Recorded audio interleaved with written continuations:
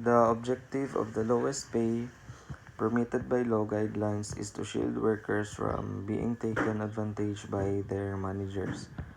So the lowest pay permitted by law ought to be adequate to take care of the expense of a livable compensation, which is the sum needed to take care of the expenses of food, garments, and asylum, where low in the Philippines as far as market interest. There is no aggressive strain from unfamiliar larger part claimed endeavors for work searchers. These licenses Filipino organizations to oversee wage laws. Unfamiliar larger part of possessed endeavors are illegal from utilizing Filipinos at home. Yet, Filipinos are moved abroad to work for unfamiliar claimed organizations. Regardless of whether ethically right or off base, many representatives' capabilities are only two fundamental grounds to be paid more than the law permits. Nowadays, being an undergrad or an alumni isn't sufficient in the light of the fact that the greater part of the millennial age is basically unequipped for learning. They just went to school for participation and never attempted to concentrate on anything past what is given.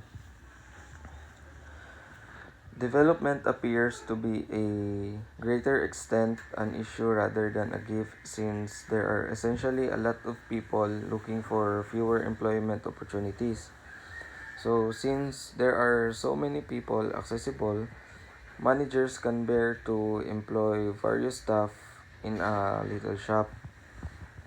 Since an enormous part of the populace is just useful in the initial 2 years and doesn't offer any more benefit, compensations are low.